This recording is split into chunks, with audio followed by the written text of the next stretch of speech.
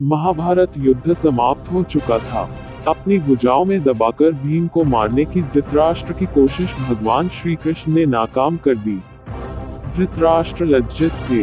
विदुर जी ने उन्हें समझाया कि श्री कृष्ण भगवान हैं, जीवन के अंतिम क्षणों में आप उनसे ज्ञान लीजिए। धृतराष्ट्र ने श्री कृष्ण से पूछा, आप भगवान हैं, आप बताएं कि मेरे साथ इतना अन्याय क्यों हुआ।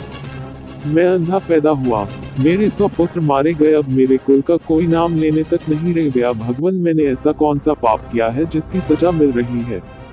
भगवान श्री कृष्ण ने बताना शुरू किया, महाराज धृतराष्ट्र, पिछले जन्म में आप एक राजा थे।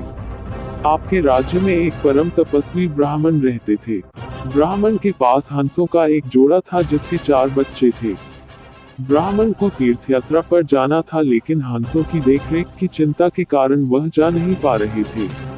ब्राह्मण ने अपनी चिंता एक साधु को बताई।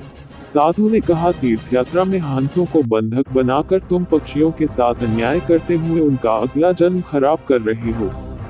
ब्राह्मण चिंतित हो गए। उन्होंने साधु से पूछा, भला मैं अपने प्रिय हंसों का अगला जन्म क्यों खराब करना चाहूंगा।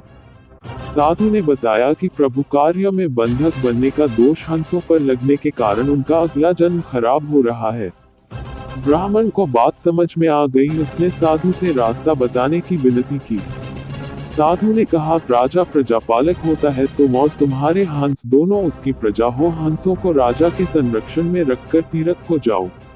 श्री कृष्ण ने धृतराष्ट्र से बात जारी रखी, महाराज ब्राह्मण ने अपने हंसों का जोड़ा और उसके बच्चे आपके पास छोड़े और यात्रा पर चले। आपको एक दिन मांस खाने की इच्छा हुई। आपने सोचा कि आपने सभी जीवों का मांस खाया तो है, पर हंस का मांस नहीं खाया।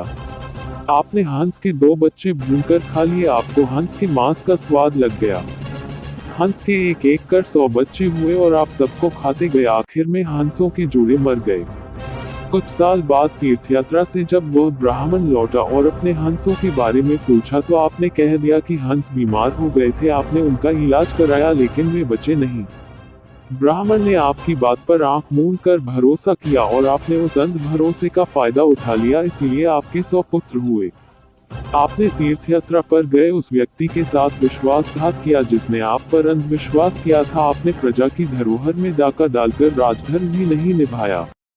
हंस के 100 बच्चे भूनकर खाने के पाप से आपके 100 पुत्र हुए। आप पर आंख मूंद कर भरोसा करने वाले से झूठ बोलने और राजधर्म का पालन नहीं करने के कारण आप अंधे और राजकाज में विफल व्यक्ति हो गए।